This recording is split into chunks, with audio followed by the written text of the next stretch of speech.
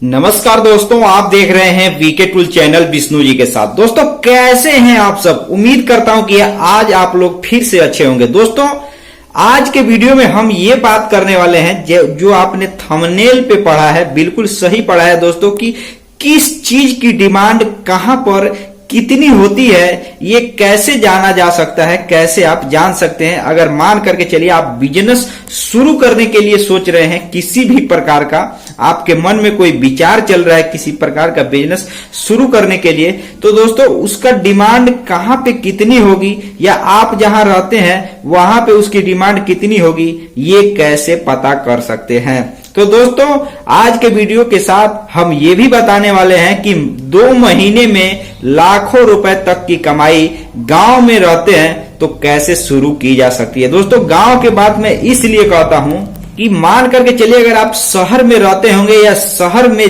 प्रदेश में जाते होंगे तो कोई ना कोई रोजगार तो आप निश्चित ही करते ही होंगे, लेकिन गांव में आपने अधिकतर लोगों को देखा है बेरोजगारी की तरफ जाते हुए। तो दोस्तों मैंने इसीलिए ये आज का वीडियो है, मैं ये बताने वाला हूं कि गांव में अगर आप रहते हैं तो लाखों रुपए 2 महीने में भी कमाई की जा सकती है। कैसे कमाई की जा सकती है, जरा इस वीडियो को पूरा कंप्लीट देखिएगा। वीडियो अच्छा लगे वीडियो को लाइक, चैनल को सब्सक्राइब आप जरूर कर लीजिएगा। दोस्तों यहाँ पर गांव से ही जुड़े छोटे छोटे बिजनेस के बारे में बात की जाती है और एक तरीके से जो रियलिटी है, जो जमीनी हकीकत है, उसके बारे में बात की जाती है कि कैसे कमाई की जा सकती है। यहाँ पैसे कमाने के तरीकों पे केवल बात की जाती है, पैसे कमाने के लिए किसी व्यक्ति को कहा नहीं जाता है। तो दोस्तों क्या है वह राज, क्या है वह तरीका जिससे दोस्तों 2 महीने में भी लोग लाखों रुपए की कमाई गांव में रहते हुए शुरू कर सकते हैं। और दोस्तों सबसे पहली बात यह है कि दोस्तों कैसे दोस्तों व्यक्ति यह पता लगा सकता है कि जहां पर वो रहता है वहां पर वह अगर किसी भी प्रकार का बिजनेस शुरू करना चाहता है तो वहां पे उसकी डिमांड, बिजनेस की डिमांड कितनी है, ये कैसे जान सकता है। वहां कितनी कमाई कर सकता है व्यक्ति, ये कैसे जान सकता है। इसके बारे में दोस्तों आज के वीडियो में हम डिक्लियर बताने वाले हैं।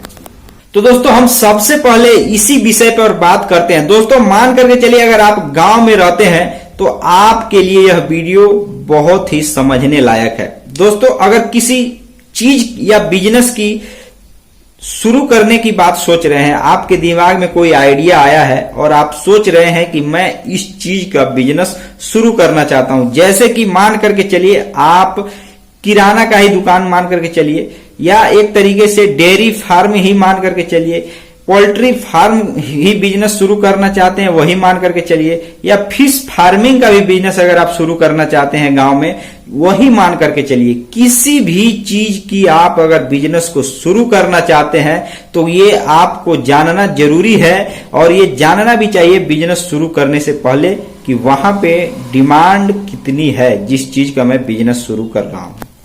तो दोस्तों इसको पता करने के लिए सबसे जो जरूरी चीज है, यह वह चीज है जो कि दोस्तों एक तरीके से पता करने के लिए 100% सफल तरीका माना जाता है।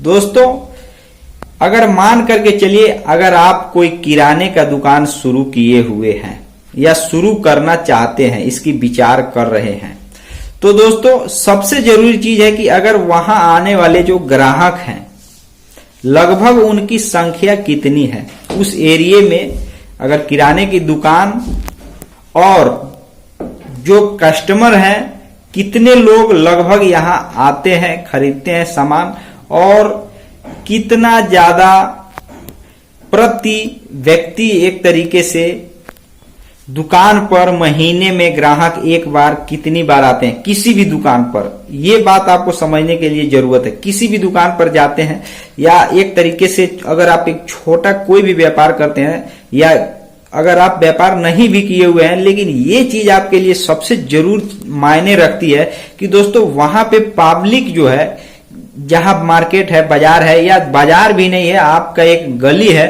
तो दोस्तों वहां पर आपके जो आप तो शुरू करना चाहते हैं, जो दूसरा दुकान है वहां पर कितनी भीड़ लगती है, ये चीज आपको जानने सबसे जरूरी है। और वहां पर अलग अलग दुकानों पर कितना कितना लगभग कस्टमर आते हैं, और उनकी कमाई के बारे में तो कोई बताता नहीं है, तो कस्टमर ही बता सकते हैं। एक तरीके से कस्टमरों की संख्या ही बता सकती है कि वहां कितनी कमाई हो जाती होगी। उस हिसाब से मान करके चलिए, अगर आप शहर मार्केट में रहते हैं तो वहां तो कई जगह के लोग आते हैं, बहुत ज्यादा पब्लिक आती है, तो वहां पे अगर चाहे कितना ही दुकान है, लेकिन अगर आप वहां पे अगर शुरू करना चाहते हैं, अगर किराने का ही दुकान अगर शुरू करना चाहते हैं, तो भी दोस्तों वहां पर आप शुरू करके, अब मान कर चलिए जितने ग्राहक आते हैं उसी में से और भी दुकान है, उसके बाद आपका भी दुकान है, तो उसी में से जो ग्राहक है वो बटेंगे। कोई अलग से ग्राहक तो आएगा नहीं, या आएगा भी तो वो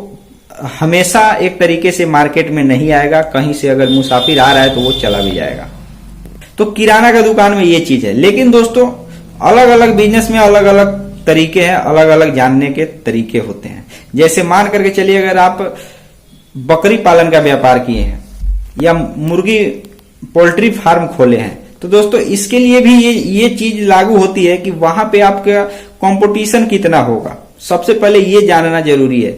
बेशक पब्लिक है, कोई दिक्कत नहीं है, कहां से लोग आते हैं पोल्ट्री फार्म में, या कहां का ऑर्डर आता है वहां ले जाकर के पहुंचाते भी लोग हैं, वो अलग बात है। लेकिन दोस्तों वहां पे भी ये चीज मायने रखता है कि वहां पे कंपटीशन, यानी जिस बिजनेस के शुरू करने के बारे में आप सोच रहे हैं, वहां पे ऑलरेडी कितने बिजनेस हो चुके हैं, आप कितने नंबर पे आएंगे, आपका कंपटीशन कितना होगा, आप उन ग्राहकों में से कितने ग्राहक आप जो है बांट सकते हैं, या आप एक तरीके से डिवाइड कर सकते हैं, आपकी कमाई उतनी ही होगी।